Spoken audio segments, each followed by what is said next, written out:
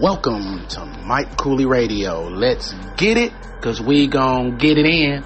What's good, everybody? Hope everybody's having a blessed day. And like I always say, stay what? Stay what? Stay what? Stay sucker free. That's right. Stay sucker free from these haters, because the haters, they gonna hate. Then let them hate. That should motivate.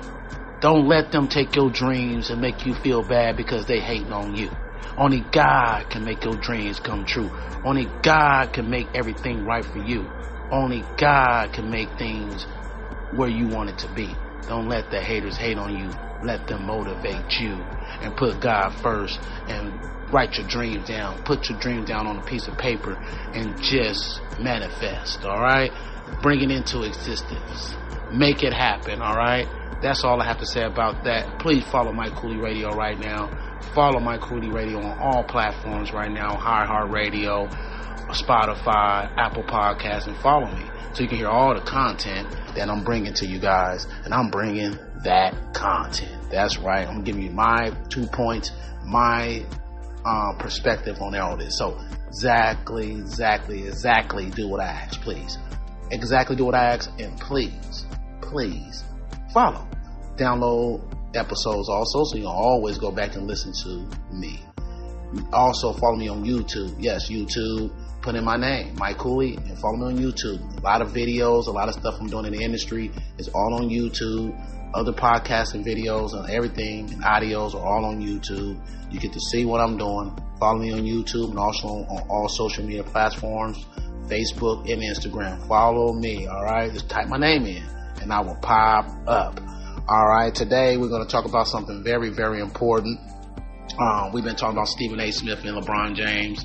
Little recap on that. As you know, that LeBron James and Stephen A. Smith have been going at each other for the past few weeks. Different opinions on how they feel about certain situations, about LeBron's son, and LeBron getting a little upset with Stephen A. Smith because he bringing up him acting like he's a bad father for putting his son in position to be great and try to make him be great. And Stephen A. Smith is saying, hey, you know what? You're putting a lot of pressure on the kid because you one of the top players in the league. You known as the face of the league, and you're known as one of the best players that ever lived.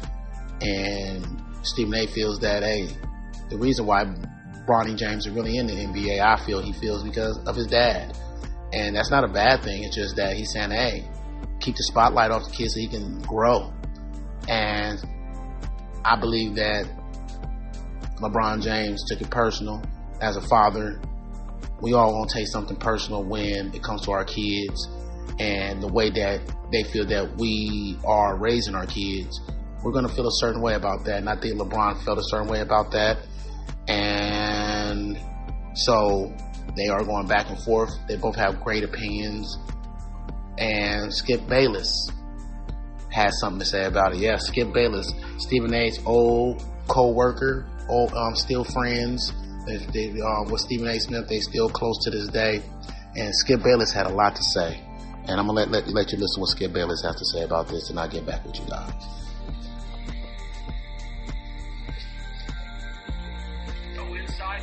Just my gut feelings, knowing Stephen A. as well as I do, and having been through dozens of clashes with star athletes over the years in locker rooms, on team planes, many times on live television. So let's start with this. When Stephen A. first spoke about Bronny, this was on First Take in late January, Stephen A. was exactly right about what he said. It was a strong, gutsy opinion. I was proud of Stephen A. for taking that stand, but Stephen A. wasn't the only one in the media at that point expressing that opinion. Stephen A. said on his show in late January, this is on First Take, and I quote, I am pleading with LeBron as a father, stop this. We all know Bronny James is in the NBA because of his dad, period, end quote. You bet. At that point, we all knew that was the case. I mean, come on. At that point in NBA games, Bronny was 2 of 22 from the floor and 0 for 9 from 3. And the 56 minutes Bronny had played up to that point obviously hadn't come in meaningful stretches. Nope. They were mostly in garbage time with the Lakers way up or way down. So at that point, as I said here on this show, I was horrified by what I'd seen from this kid because he looked petrified on the NBA floor. Just the way he'd looked in summer league games, and he played 4 of those. And to think, the night he was drafted by the Lakers with the 55th overall pick, that was in the second round, I truly believed, and I said on television, that Bronny James would soon be the perfect 3-and-D complement to his father in the Laker backcourt, in the big leagues. And I thought he'd be able to hold his own at age 20 and carve out, 10 or 12 good minutes a night in the rotation in meaningful minutes. Then came that summer league. And you know and I know, Bronny just looked lost. He just looked like a scared kid playing among G League men. In those 4 games, he shot 14 of 40 from the floor and 3 of 19 from 3. I didn't see much tenacity, much fight on defense. I saw Bronny James often just run to the corner and hide in the corner on offense. What? And when Stephen A. made that comment on First Take in late January, Bronny from 3 in the Summer League, combined with the NBA games, was 3 of 28 from 3. So it was pretty hard at that point to project him as a potential 40% dead-eye, take-it-to-the-bank three-point shooter his father needed alongside his father. I'm here to tell you, in all my years, and I started covering the Lakers out here in LA for the Los Angeles Times in 1977. I have never seen a player on an NBA floor who looked less like an NBA player than Bronny James did in his first 56 NBA minutes. Never ever. I mean, this was LeBron James' son, an anticipated chip off the old block, a kid who had been playing backyard pickup games against NBA stars since, I don't know, he was 10 or 12 years of age. And he looked timid. He looked intimidated. He looked lost on a basketball floor like he didn't belong. His body language screamed, I don't belong out here, and I know I don't belong. It looked like he didn't want to belong in the NBA. And what made Bronny look even worse was that the Lakers' first-round pick, Dalton Knecht, looked like more and more of a steal with the 17th overall pick because, man, Dalton Knecht hit the Summer League floor in full-on attack mode. And he carried that right into the Lakers' preseason games and right on into the regular season games. Dalton Knecht is just 100 miles an hour of pure fearless. Dalton Knecht is a 37% three-point shooter. Not great, but not bad. That's for the Lakers now. This is in the big leagues. But he can just flamethrow and make 4 or 5 in a row with games on the line for the Lakers. Not in the G League, for the Lakers. All right, give me 1 second, guys. All right, 1 second. I'm going to give you some more Skip Bayless, commercials come on, these things. I want to give you a little bit more of what he has to say before I give you my last take on this, all right? I'm going to be honest with you guys about these things. Here we go. I don't know if the Lakers got cold feet after they traded Dalton Knecht to Charlotte, but it smelled like they went out of their way to fail Mark Williams on his physical when he got to L.A. Remember, Luka pushed for Mark Williams for the Lakers to acquire from Charlotte. And Charlotte had insisted, of course, on Dalton Knecht for Mark Williams. But it's now advantage Lakers. They kept Dalton Knecht. But yes, you're right. Knecht is 23 years of age, about 3 plus years older than Bronny. And by the way, Jordan Goodwin is 26 years of age. Jordan Goodwin is a G League call-up who has also made Bronny look even worse. Even worse, because Jordan Goodwin is everything I thought Bronny would be, the ultimate 3-and-D fire starter for the Lakers, who comes flying off the bench and just changes the game with his energy and his fury and his 42% three-point shooting. Sort of the un-Bronny. Still, by late January, Bronny was playing a few G League games, but he was still often suiting up for the Lakers. That's home and road. Obviously, at that point, if his name had been LeBron Smith Jr., there would have been no way he'd been on the Lakers bench or roster or in their locker room. If Bronny's name had been, I don't know, Bobby James, LeBron James would have pulled J.J. Redick aside and he would have said to J.J., how in the hell is that kid dressing with us? But his name is LeBron James Jr., fortunately or unfortunately for that kid. And he is the firstborn of LeBron and Savannah James. And by all accounts, they raised this young man right. Great young man. Smart, humble, coachable. And now back to Stephen A's operative word, father. Stephen A said, I'm pleading with LeBron as a father. I don't have kids, but I'm old enough to have gone through this cycle with several very close friends who thought they were raising the next Larry Bird, or the next Roger Clemens, or the next Tiger Woods. Those parents, who I knew very well, just went blind-eyed delusional over their kids. They no longer cared about anything I was doing, and they didn't want to hear anything about their kid except my kid's going to be the greatest ever. Their entire world revolved around their kid from sunrise to bedtime. And I'm pretty sure that's LeBron's world right now. I mean, he's getting to play NBA basketball with his son. So obviously Dad's pride is on the line. Dad's pride is not rational. It's not sane anymore. And LeBron knows deep down that his reputation is at stake. And he desperately needs it to be validated by Bronny's NBA growth and performance.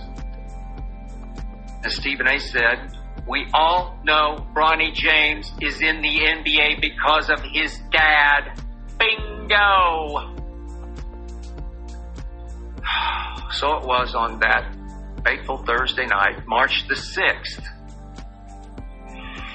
Stephen A did something I'm not sure he's ever done. I could be wrong about this, but he sat courtside at a Laker game out here in LA as a fan because his Knicks were in town for their one and only visit to Crypto.com for the season. Now, I watched every dribble of that game on TV, but what happened between LeBron and Stephen A was not shown, possibly because the broadcast had gone to commercial.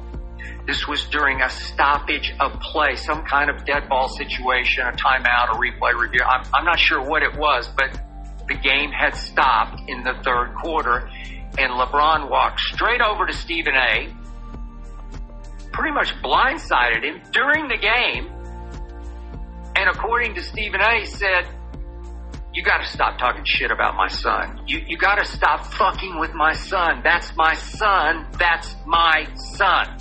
Said Stephen A. Stephen A also said he responded with, let's talk about it after the game.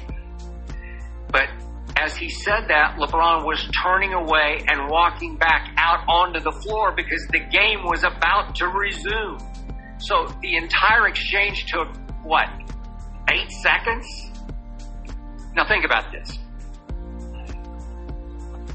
How weak was that on LeBron's part to choose that time and that place to deliver that message? LeBron knew exactly what he was doing. He knew this one-sided confrontation would be captured on cell cameras and that the video would immediately explode all over the internet, and that lip readers would have a field day, or in this case, a field night. But this was a flat-out ambush, a drive-by, a premeditated and calculated move by LeBron James to show up Stephen A. in front of the NBA world while giving Stephen A. no face-to-face time to respond. I mean, what if Stephen A. had at least been able to say, LeBron, your son's a great kid, but he can make threes, and I haven't seen him play any defense yet. LeBron didn't want any rebuttal. No facts. This was just a delusionally, irrationally, insanely proud pop telling off Stephen A. Smith, knowing this debate was rigged. Stephen A. would have no time to respond. LeBron hit, and LeBron ran. Frankly, that was pretty cowardly. All right, hold on, guys. So you hear what Skip Bayless has to say, that he felt was kind of cowardly on this situation. Let's hear a little more. Let's hear a little bit more from Skip Bayless. All right, he's saying that it was cowardly that LeBron James did that to Stephen A. Smith. So let's hear what Skip has to say more about this. All right, excuse me, guys, for everything. I'm over here trying to do all this stuff at once. Now, I'm sure Stephen A. would have been happy to continue that discussion after the game in the locker room, maybe after the media had cleared out, or maybe outside the locker room, well, after the game, or I don't know, wherever LeBron wanted to meet up. Nope. This was about as fair as what happened in Gladiator when Commodus mortally wounded Maximus before he had to go out into the Coliseum and fight for his life. So Stephen A. responded to LeBron the only way he could on all of his platforms, along with those of some others. I don't blame him a bit for that. Now, did Stephen A. milk it for all it was worth? Sure he did. That's the business we're all in. LeBron took his shot, which was a cheap shot. Then Stephen A. fired back with all his media might. Way to go, Stephen A. Then LeBron bleeping James, all-time leading scorer in the history of the National Basketball Association, stooped even further, got really, really petty.